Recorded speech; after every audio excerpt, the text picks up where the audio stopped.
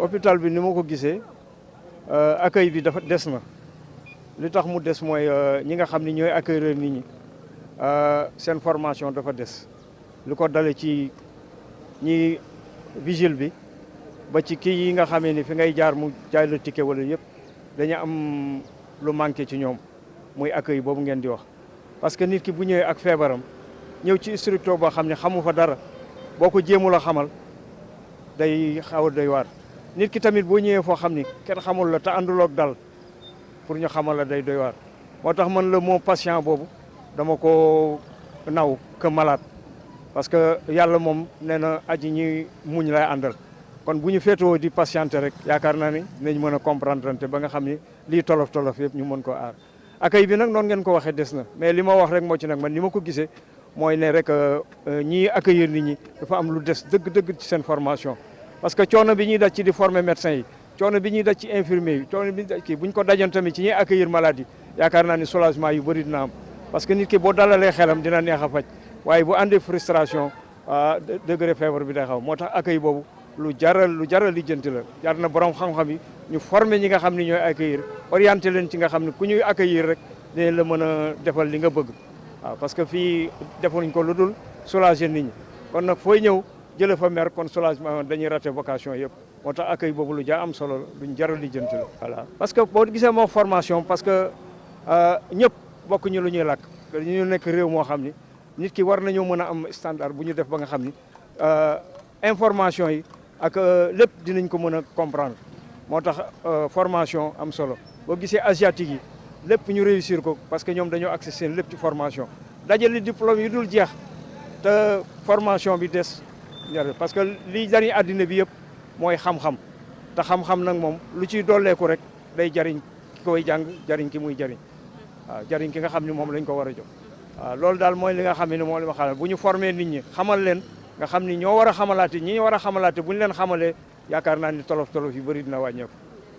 asalaamaaleykum wa rahmatullahi taala wa barakaatuhu man maa ngi tudd Ndeye Fama Gueye dëkk fii ci booru hôpital bi rek léegi nag man lii sama métit ma ne woon sax man damay jaral pour tontu wax sa xalaat dama ne woon damay jaral na ma sax 10 000 francs pour ma fayoon ko pour wax ci lii ndax dafa nekk lu ma métti loo xam dafa ne sama xol bi maanaam tey hôpital bi da ngay am sa malade mu ñor la lool mu métti lool ñu ne léegi nga war a koo seet ñu la doo dugg mën na nekk choc boo xam ne sax bu garaaw la nga xam ne il faut war a ngaa tiim sa malade bi nga am sa malade lu mu la jige man malade mën naa dem ba dee di la bëgg a gis ba dem ba dee sax te du la gis yooyu mi ki tamit sa xol bi métti lool ci ñàkk koo gis nga ko ñàkk gis mu naqari goo xam ne wóor naa dama doon bu ma doon fay jënd crédit 10 000 francs jaral na ma tontu wax sa xalaat pour ma wax ko ci ndax dafa doon lu rëy te métti lool nag mu bëggoon na ñu dimbale nit ñi ñu seet malade yi ndax seet malade dafa baax waxuma nag nga dem toog fa rek def ko daayira malade da ngay seet gaaw daal di gaaw génn waaw da ngay gaaw daal di génn waaw waaye daal di dem seet malade rek toog mel ni yow sa malade tane na nga ne ca di wax lu la neex yeneen malade yi feebar loolu moom d'accord ma ci. ñi accueillir nag maanaam tey jii moom man accueillir bi sax man daanaka kii ma noonu waaye man seet bi rek man fi ne moom a métti lool dafa métti trop fan yi rek am nañ fi malade waaye ba tey noonu la malade bi gaañoo ñun ñëpp gisuñu ko te ñu ngi fii donc ci taatu hôpital bi xoolal loolu nag te yàggu fi am sa semaine waaye dafa métti loolu daal laa bëggoon ñu dimbale nit ñi ñuy seet te bañ a yàgg nag bëgguma ko moom ndax seet malade waroo faa toog di waxtaan mel ni ku ko dem ngénte wala seet waaye seetal sa malade daal dem ndax seet ma dafay wéral malade bi yow nag tuyaaba ji nga ci am gis nga ko ni mu toll foofa ni toog yàlla daal di ko ànd ak yow xoolal loolu waaw yal na yàlla defal jàmm yéen itam yal na yàlla barkeel leen wala mboolam gi allahumma salli ala sallam te ku fi ne yàlla na nga wér. waaw maa ngi ñëwoon fi ci hôpital bi maa ngi fi ñëw depuis 7 heures mais vraiment métti na soof na parce que lu ci doy waar boo ñëwee duñu la ni lii fii nga war a jaaw lii nga war a def yaa tañax fu na ngay dal depuis 7 heures ba ñu ngi benn presque 11 heures presque midi lay soog a xam fan laa war a dem daggu naa 4 salles parce que loolu bu ñu organisé woon loolu du am mais organisation amu fi. yi daal lu ma la mën a wax daal mooy Sénégal li fi nekk rek suñu njiit yi foog ñu defarwaat xoolaat hôpital yi xool nit ñi encadré nit ñi parce que fii nit ñi jaamuñ lu xaalis boo yoree xaalis moom doo sonn moom boo ñëwee moom boo ko yoree moom foo bëgg a jaar foo bëgg a dugg fa su fi ñëpp a war a yem ñëpp a war a yem waaw mais vraiment daal li ñu naan démocratie mais yàlla fii c'est la doolécratie dooley poste daal moo fi ne waaw je vous remercie. asalaamaaleykum wa rahmatullah. waaw soxna si ni nga waxee ci hôpital yi rek ni ko comme ni ko soxna si waxee vraiment nag du ñëpp am na ñoo xam ne am na nu yërmande am na nu ci mais am na ñoo xam ne ni daal ni ñuy gëdde mag ñi ak di ko waxee rafetul ci koo xam ne sa moromu waajur la muy sa papa wala sa yaay ndax nit ñi ne am na nu muy feebare nga naxtaan ko sax mu mën a caa doxe wér mais daal am na ñoo xam ne baleen ñoo ñàkk kersa da nga leen a fekk seen bërëbu liggéeykaay dañ lay gëdd di la def lu nekk mais loolu daal rafetul léegi rek maa ngi koy wax fii am na ci ñoo xam ne mag ñoo xam ne dañoo war a am doxal yërmande ci ñoom koo xam ne ni sa doole manqué na nga ñëw ñu bëgg laa toogloo ci suba ba heure bii ah di dugal ay xale yu ndaw ba pare te waxuñu ne la lii mooy li mën a nekk nangam cër war na ci am loolu daal am na ci mais nag am na ci ñoo xam ne vraiment baax nañu ñi ngi yërëm mag ñi am nañu yërmande nanu gën a góorgóor rek lépp daal li am solo mooy ab yar moom boo ko doxalee foo mën di dem dina baax nanu dimbali nit ñi daal doxal yërmande loolu rek laa ci doon wax. waaw Pape maa ngi leen di fay di leen sant bu baax a baax nag Pape ci lii ngeen jógte nii muy suñu hôpitaux yi du Thiès rek c'est général Sénégal gi yëpp Pape il fut des temps maa ngi koy waajal ba léegi bàyyiwuma maa ngi waajal benn marche boo xam ne damay ñaan la population de Thiès loolu bu ma koy def du pour man mais dama koy def parce que nit ñi sonn nañ ci hôpitaux yi billahi wallahi tallahi nit ñi sonn nañ trop Pape accueil rek boo fa demee la nga fay wàcc ci xaalis rek kenn xamul nu mu toll lii maa la ko wax nit ñi sonn nañ trop nit ñi war nañ cee jóg te bu ñu xaar état parce que ñun sama bàjjan mooy liggéeyee ci hôpital ba sama frère mooy liggéeyee ci hôpital ba sama mag sama papa sama rakk sama jarbaat sama doom ñooy liggéeyee ci hôpitaux yooyu donc dama leen di ñaan ñooñu di fa liggéeyee ñoom ñu am ndimbal ci population bi parce que ñu ni neen la bu ñu xaar sax liy jóge ci état moom ñun ñëpp xam nañ waaye am na ca la ngay liggéeyee ci nga mën a jaamoo yàlla ndax jaamu yàlla ca la ngay liggéeyee ci nga ko war a njëkk a def avant ngay julli avant ngay woor ci ngay mën a dimbalee doomu aadama yi te doomu aadama yi xam nga lu ñuy laaj ñoom nga souple gis nga malade am na noo koy accueillir Pape wallaay azim nga am na noo koy accueillir rek di nga dindi lu bari ci feebaram man daf ma dal tout récemment ci màggal Touba bi dama fa hospitalisé et pour la première fois ma nangu ñu yóbbu ma hôpital régional masuma koo nangu ma dem fa wax dëgg yàlla daje fa ak docteur bu mat docteur xale bu jigéen damay fàtte turam te waruma fàtte turam parce que elle m'a impressionné Pape leen rek lay imploré mooy boo nekkee malade nga nekk ci saal yi duñ la bàyyi nga noppalu dugg ak génn bi comme tulleeg màlle loolu laa njëkk a xuloo naa fa sax d'ailleurs après docteur bi ñëw nag intervenir ku jigéen la ku baax ñëw waxtaan ak ñun di foo ak malade yi te loolu ci tubaab ya laa ko daan gis nga Pape loolu lay wàññi lu bëri ci sa maladie donc ma leen di ñaan rek ñoom ñu wàcc seen bopp ñu souple état li muy def xam nañ ko li mu deful moo ëpp li mu def waaye ñoom tam ñoo yore mbir mi ñu nag ñoom a dëkk nañ ñuy yërëm rek waxuma yërëm ci bañ ñoo fayloo facture de mais nañ ñu yërëm ci jëndum garab gu bëri gi nañ ñu yërëm ca surveillance ba war ñun loolu rek la ñu laaj ñun population bi parce que population bi doo fi ñu dina jàppaleen xam nañ ni état jàppalewu leen bu baax ñoom docteurs yi ñoom infirmières yi ñun xam nañ ko waaye ñun buñ ñu payer loolu les pots cassés comprendre nga affaire bi leen metti buñ ko yenn askan wi man loolu rek laa leen di ñaan te sama marché bii may woote fii Thiès maa ngi ñaan rek buñ ko coloré man awma parti man sama parti mooy la population thiessoise foofu laay njëkkee su ma gañee Thiès nag soog a wër Sénégal mais Thiès mën a noyyi Thiès mën a am jàmm di faju te booy faju ñu di la may jàmm loolu mooy sama xeex Pape non des na trop Pape man dem naa fa nit gaañu na sama kanam parce que gaawuñu wax dëgg yàlla ba booy déconné fa ba après intervention police moo ñëw boobu du woon sama feebar bi mais dama faa demoon yóbbu malade loolu kenn nettaliwu ma maa ko gis jaxran ci benn hôpital bu fi nekk te du hôpital rek gis nga presque hôpital yi nekk Thiès yëpp dañ koy joytu et puis dafa cher Pape c'est trop cher en une journée mën nga fa dépenser 200 000 waaw Pape fii Sénégal toll kan moo yor en une journée chaque 200 000 francs par jour pendant une semaine fii ku ko fi yor ku ko fi def dem kër armeeru kër maam Alaaji yi donc dañoo toll ci foo xam ne hôpital yi nga dem fa dem armeer ya toog xaar sa dee moo gën et loolu bu amee ci dëkk c'est très dangereux c'est grave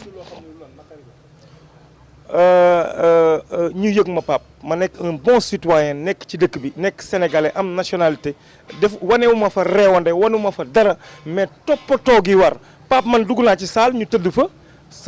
talatuma woon sax sama bopp parce que benn maire la mat na ma yaay te dama ko jàppee ni yaay parce que dafa ñëw ñu waxtaan mu ne ma Diop la sant te sama yaay Diop la sant maa ngi koy tooñ sax naan ko xanaa ndar-ndar la parce que maire bu bëgg boppam la mais gis nga buñ ko sampalee bu butéel bi jeexee rek pour nga am ku ko dindi mais c'est tout un problème c'est tout un problème te ñi ko war a dindi ñu ngi fay dugg di génn balayeur yi war a ñëw 4 heures du matin wax ji bari yow tu ne respires pas tu ne te reposes pas loolu tam maladie boo feebaree nopp boo demee ci hôpital ba jàmm nga bëgg mais jàmm googu man gisuma ko franchement gisuma ko wax dëgg yàlla gisuma ko 4 heures du matin la duggante bi la dugg bi di commencé dugg ak génn Pape ba presque 1 heure du matin donc loolu malade bi du mën a noppalu loolu lu ma metti la ba xuloo naa ci bu baax docteur bi intervention bu ma neex sax waaw elle a intervenu et ça m'a beaucoup plu vraiment ça m'a beaucoup plu damay ñaan rek sénégalais yi bu ñu xool ci ay gouvernement man loolu mooy sama politique bu ñu xaar gouvernement ñu ni neen la ñun ñoo mën a defar suñu dëkk du ay gouvernement day ñëw rek mottali mais ñun citoyen sénégalais ñun ñooy defar suñu dëkk suñu gisee mbalit bu yemee tonni ko ay poubelle la ngi fi nga def ko ci biir poubelle bi noonu la ñuy defaree dëkk Pape mais nga war a xaar ki ko war a tonni te yow war nga koo mën a tonni mais affaire bi day dox loolu lay ñaan ñiy liggéey ci hôpitaux yi maa ngi leen di ñaan rek te xam ni seen i doom la ñuy faj seen i papa la ñuy faj seen i jarbaat la ñuy faj maanaam seen mbokk akkan la ñuy faj yërmande rek la ñuy ñaan wax ak malade yi ci dal naxtaan leen loolu rek wéral na vraiment wéral na malade te bu ko tubaab yi daan def kër sër mais boo demee kër sër ma profité ci sant leen gërëm leen di ñaan yàlla dooleel leen Pape da ngay dugg kër sër accueil ba rek wàññi na lu bari ci sa maladie nañ lay accueillir moo tax teel a wax baaxul waaye maa ngi leen di waajal surprise boo xam ne loolu il y a 20 ans li ma lay wax nii il y a 20 ans sama taaw bu jigéen dafa mas a am benn pandémie bu amoon Dakar pandémie biir buy metti ci xale yi ma dem ci benn hôpital ci accueil bi de ñu ne ma da ngay dagg ticket bu 6000 ma dagg ko ñoom bañ may daggaloo ticket xamoon nañ ni hôpital bi fees na wallahi azim xamoon nañ ni hôpital bi fees na ma dugg ci bureau docteur bi ci buntu bureau bi la taxaw daal ne ma hôpital bi fees na et le ticket est valable 15 jours mais loolu dafa garaaw wallahi azim boobu laa commencé ne lii sama combat lay doon toute ma vie parce que bu ma nee ticket bi valable na 15 jours donc kooku mi ngi daf may ñaanal man sama doom bañ a tane d'ici 15 jours te xale bi tolloon na foo xam ne bu tanewul ci 15 jours yooyu noonu mooy dee na yàlla mi dara teewul dem naa ba daw hôpital principal mu fees pour wane la ne boobu instant yooyu pandémie bi moo xew ci laa dem ci kër sœur yi nekk wetu 100 mètres damay fàtte turu hôpital bi mi ngi nekk wetu 100 mètres gis nga bi ñu ñuy accueillir ci buntu bi laa wax de ci buntu bi docteur bi moo ñu accueillir ci la xale bi commencé ubbi bët yi commencé rey wallahi azim ci ngoon nga la commencé lekk donc ñooñu aussi du ma leen fàtte mukk maa ngi leen di waajal don bu jógee Canada foofu laa koy njëkk a wàcce pour jàppale leen man ñooñu laay jàppale te ñu ngi ciy dox di ci wax ñu mel noonu daal bu amee ci dëkk bi nit ñu bëri ñu ngi leen di seetaan gi nga tey hôpital yu bëri bu ñu jëloon en mais seen mbir rek di dimbali doomu aadama ñu xam ne hôpital bi mi ngi dimbali Modou yaa ngi xool de te ñu ngi yor seen bagage bëgg dimbali sénégalais yi ne fii mais bu ñu gisee ni kàccoor nga bu ñu gisee ni yow delloo woo ko askan wi ñoom tam dañuy téye seen i bagage loolu moo xew Modou yu bëri démb rek dinaa la woon vocal bi ñu ngi may waaj a yónnee damay bañ a yàq même sapeur pompier am na ay Modou yu ma envoyé vocal ci li may def nii ci zone nord bi ñu ngi may waaj a yónnee ambulance pour ma may ko waa sapeur ak yeneen i bagage donc Modou yi ku fi jub ku ne ñu ngi lay xool ñu ngi koy dégg te dinañ la jàppale boo jubee ñu bëri Modou yu bëri bëgg ñoo dugal seen loxo Sénégal parce que loxo ya muy tegu moo setul da nga leen koy jox au lieu ñu jox ko askan wi ñu jëfandikoo jaay ko tabaxee ko kër takk ci ay soxna ak oto bu rafet loolu da lañ fi nekkee loolu dong la mais maa ngi leen di ñaan ñu xam ni fii ba àddunay tukki allah kulli alin ñu baax danañ fi am dañ cee dalagul rek donc loolu laa amoon lu ma ciy wax Pape may wax ni yow gis nañ la liggéey bi ngay def mais ci hôpital yi Pape loo ci mën a jàpp ci askan wi sonn nañ trop les gens souffrent malades yu bëri ñu ngi génn hôpital te wéruñu parce que dañuy manque de moyens moo fay kii may wax gouvernement bi aussi na jëm dara xaalis bu bëri lu ñuy pasare na ñuy dugal foofu te di contrôler kañ koy jox contrôle moo manqué dans ce pays là aussi nit ki ñuy jox suñu alal l'argent du contribuable dañ ko war a contrôler de A à Z te di ko sanctionner waaw donc loolu daal maa ngi leen di ñaanal Prestige jëm ca kanam. parce que tey jii bu ñu waxee hôpital du rek médecins yi nga xam ne ñoom ñoo fa nekk mais tey mën na ne état tamit am na lu baree lu mu war a contribuer ci biir hôpital tey boo seetloo ñuy jóge fii dem di faje ji hôpital mën naa ne ñu ci bari léeg-léeg seen xol du neex li koy indi nag mooy accueil bi nga wax. accueil dafa am façon yu bari dafa am verbal dafa am accueil boo xamante ni nit ki bu duggee ci hôpital war naa xam fan la jëm te déjà loolu moom hôpital moom mission boobu dañ ko raté mooy déjà xàmmeewoo kuy médecin xàmmeewoo kuy brancardier xàmmeewoo kuy infirmière xàmmeewoo kuy aide infirmière xàmmeewoo kenn parce que ñëpp blouse bu weex la ñuy sol déjà danger bu gën a grave mi ngi noonu donc hôpital dañ ko war organiser de telle sorte que ne pavillon bu ci nekk war nañoo xam ban blouse la ñuy sol maternité rose la ñu war a sol par exemple ñu ni tey kat urgence nangam la ñuy sol ñii nangam la ñuy sol docteurs yi ñooy sol lii benn ñaareel bi hôpital bi boo ci duggee jarul ngay laaj fan nga war a jëm ndax boo duggee war nga am ay tableau ay panneau d'indication yoo xamante ni war nga xam ne yoon bii boo fi jaaree jëm nga urgence war nga xam ne yoon bii boo ci jaaree maternité nga jëm xam nga fii boo fi jaaree yaa nga jëm chirurgie wala feneen ak feneen mais tey c'est dommage da ngay dugg hôpital doo xam fan nga jëm da ngay talent di laajte ba karo ngay àgg boobu mooy point bi njëkk bi loolu moom responsabilité hôpital la beneen bi nouvelle technologie toll na foo xam ne ci àdduna nit warut a jóge këram war a dem hôpital avant muy jógee këram bi war a dem hôpital war naa xam li muy wuti ji dana ko amam déet ndax fii nga toog ngay toog tey jamono jii yor sa téléphone xam li xew Dakar tey léegi lan moo tax nit ki war a jóge xombal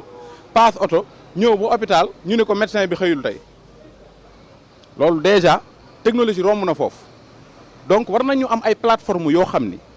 ku ci ne boo xëyee boo amee ordonnance wala nga am analyse wala nga am rajo wala nga am écho war nga koo mën a photo dugal ko ci WhatsApp plateforme boobu ñu tontu la ci saa si xamal ne la ne lii am na boo ñëwee bis sàngam war nan la koo mën a defal technologie moo toll foofu mais da ngay gis malade jóge dëkk ak dëkk paas ñëw dugg ba fii ñu ne la kat wax dëgg rajo bi kat daa paan wala kat rajo bi nangam wala docteur bi koy def tey ñëwul ci laajte information nga paas ci dëkk ak dëkk donc technologie dafa avancé toll nañ foo xamante ni war nañu def le tout ba képp ku ci nekk li nga war a fajoo ak anam ba nga ko soxlaa nga am information balaa ngaa génn sa kër boobu tamit bu am solo la beneen bi mooy hôpital bi mën naa ne 1978 su ma juumul lañ ko inauguré année yooyu boobu ak tey population Sénégal am na fu mu tolloon mais weesu na ko tey ñu ngi ci 17 millions d'habitants léegi dafa am tamit médecin bi aussi il faut que ñiy jóge fii dem di faju ji hôpital dañoo war a xam ne médecin bi dafa am nombre de malades bu mu war a gis loolu aussi dama naan la dama ciy interpeller état parce que état aussi am na taxawaay bu mu war a def ba ñun war ñu mën a am rek benn hôpital public parce que hôpital bi nga xam ne depuis 1978 da daan recevoir ay doomu aadama hôpital boobu population bi tey ba doublé wu na 3 fois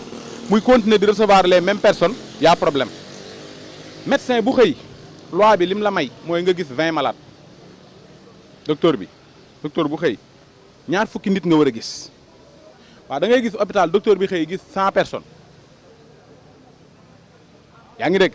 léegi docteur bi énervement boobu muy am nit ñi duñ ko xam dañ naan waa ji dafa yëgul nit ñi wala dafa dara déedéet parce que docteur bi ñaar fukki nit la war a gis léegi bu xëyee da ngay fekk 80 personnes toog di la xaar loolu li ko waral nit ñi duñ ko xam maladie il faut ñu xam loolu que ne tey nit ki kiy faj moom tamit li muy def tamit dafa dépassé de 1 de 2 ba pare seen paiement dafa des parce que fi ñu leen cër bi leen nga xam ne moom lañ leen war a gën a fay tamit des na ci loolu aussi maa ngi lancé appel état suñu bëggee médecins yi gën a sawar ci seen liggéey ak docteurs yi nañ leen gën a xoolalaat seen payin nañ leen gën a def salaire yu baax ñu mën leen a fay ki jóge fii dem hôpital di faju ji moom ku saafara jàngoroom lay wër kon kooku bu demee dafa am lu mu yóbbaale dafa yóbbaale feebar ba pare képp ku feebar da ngay stressé wu kon donc doo neex deret donc boo fekkisee koo xamante ni tamit daa waroon a gis ñaar fukki malade ñu ñëw tegal ko 100 malade bu gisee 80 75 wala 70 am na nu muy demee ba pare foo jàdd ci couloir yi ku ne bëgg laa kar yow la kan damaa soxla woon nangam c'est-à-dire jaxasoo bi am ci biir hôpital boobu mooy waral léeg-léeg ñu naan accueil bi normalul mais accueil bi mënoon nañ ko régler de telle sorte que ku dugg hôpital da nga dem fa nga war a dem xool la nga war a xool vérifier la nga war a vérifier te boo duggee say bët rek ñoom ñoo la koy may nga dem fi nga war a dem demander li nga war a demander bu ko defee nga xam ne di nga mën a nekk si jàmm beneen bi mooy suñu bëggee mucc ci jafe-jafe bii dañuy ñaan le président de la république Macky Sall